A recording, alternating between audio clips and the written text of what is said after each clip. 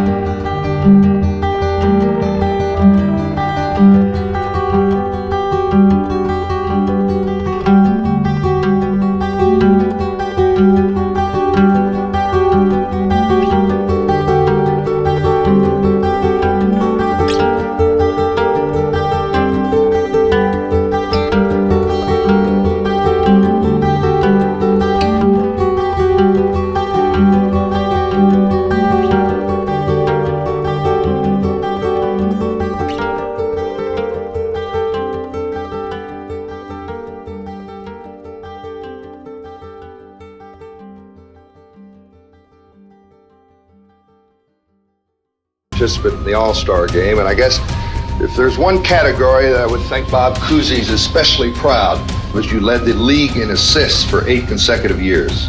Well, I think in basketball, Paul, it probably requires more teamwork, really, than any sport that's played.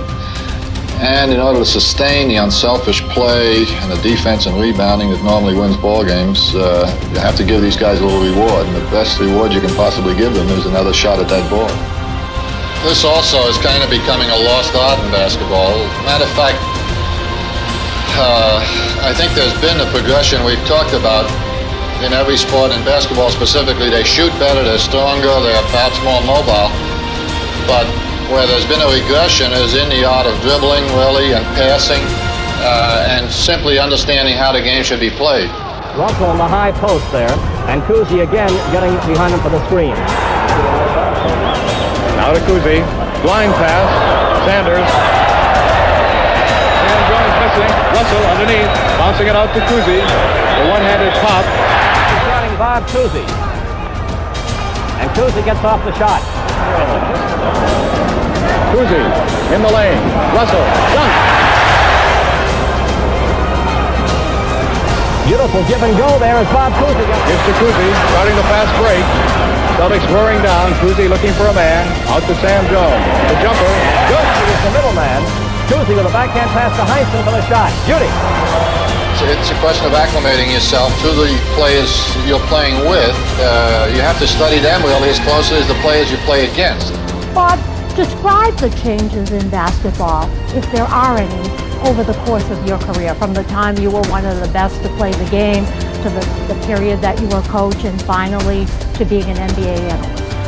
I guess it was more simple when we played, Diane, and I think, frankly, I was going to say the coaches have complicated it. I'm not sure. That's probably an easy answer. Maybe it's a reflection of some of their insecurities, because the game has become much more structured and much more disciplined. The transitional part of the game, which I grew up with, we featured on those great Celtic teams, even in college. At every level, most of the offenses that were being played were transitional in nature. If you had to go controlled in terms of half-court sets and calling plays or systems, you did that if the fast break or the transition part of the game didn't work. Now that's completely reversed, even on a professional level. Everything is kind of by design, and in my humble judgment, the game is a game of free flow. The option to the play, for instance, works better than the play itself in basketball, whereas in football, in contrast, 11 people have to be completely on the same page, have to, on each play, carry out specific assignments in order for the play to be successful. Every now and then a broken play in football will work, but generally speaking, 11 guys, as I say, have to be doing it simultaneously. In basketball, it's just the reverse. It's the defense tells you, the offensive player or the point guard, what to do, what to create, what to develop, etc. So we don't see this as much anymore. There are 29 teams in the NBA. Perhaps 4 of them are focusing on some degree of the transitional game.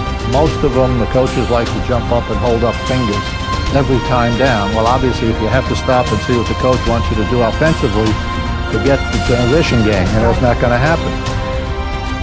Obviously, as an old-timer, I would make a strong argument in any forum that transitional part of the game should be in every coach's arsenal on any level.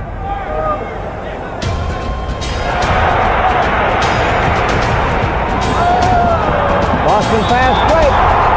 Ramsey went down. Goaltending is the call.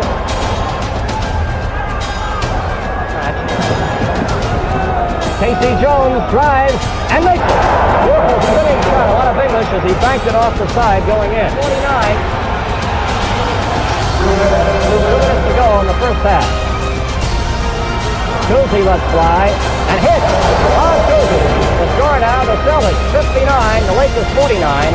You may be witnessing Cousy's last game. Part of it is first, but he's been missing with him. Cousy hits again. Bob Cousy now has 14 points. 450 with 40 seconds to play in the half. Cousy makes it. Bob Cousy with a great hand tonight at 16 points. Mr. Basketball, Bob Cousy with 16 points here in this first half of play. Points now, 68-58, as the Lakers completely realigned. Wiley was guarding Russell, but to no avail. To Russell. Long pass to Sanders. Look at that play. Ball is knocked away. Cousy intercepts Wiley's pass. Cousy, whoa, what a shot. Left-handed hook by Cousy. Cousy on West. And Cousy intercepted. He fell back off his man and blocked the middle. Fast break. Beautiful pass. And Havlicek scores as Sanders fed it to him. Cousy intercepted to start it all off. And again Boston takes it. They've been getting the rebounds, and Cousy's been a key man in getting them on the move. Bounce to the Havlicek. He hits. Boston on a hot spurt opens up the lead. And there's a comment on the phone to score. Celtics 92, Lakers 80. Cousy is hurt. Coming from one side or the other, looks like he hurt his left ankle. It must have been as he came across from back to front court in that scramble. It would certainly be a crushing blow to the Boston Celtics. And a tough way to Bob Cousy to leave if this turns out to be his final game after the most titillating career of anybody in professional ranks. There goes Bob Cousy, and the fans who are applauding do not know at this time whether they're applauding him for the last time or not. But it certainly appears to be a most serious injury the way he is going off to the sideline, and he is getting a deserved standing ovation by the fans here in Los Angeles. Bob Cousy is coming back. Replaces Havlicek. Buddy LaRue working on that ankle. Bandaged up, and Cousy is back in for these big last minute, and is taken by Boston. Tommy Heinsohn. Barnett Guarding him closely, LaRusso is on Cousy, and Cousy goes by him. Cousy, fast pass, and a shot by Sanders. Big bucket. What makes a champion? Is it raw talent, or is it something else? That's a very good question. You see, naturally, you've got to have the given talent. You got to have this raw talent. You got to have a potential of your ability out there.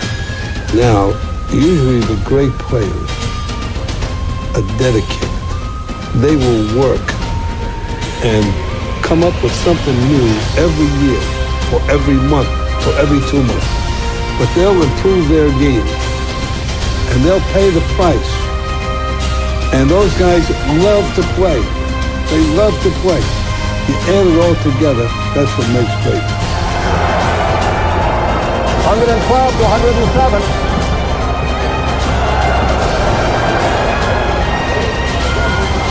And Baylor puts it in there with a second to go. Cousy throws it high in the air, and the Boston Celtics are the world champions. That's the end of the game. With the final score, Celtics 112, the Lakers 109.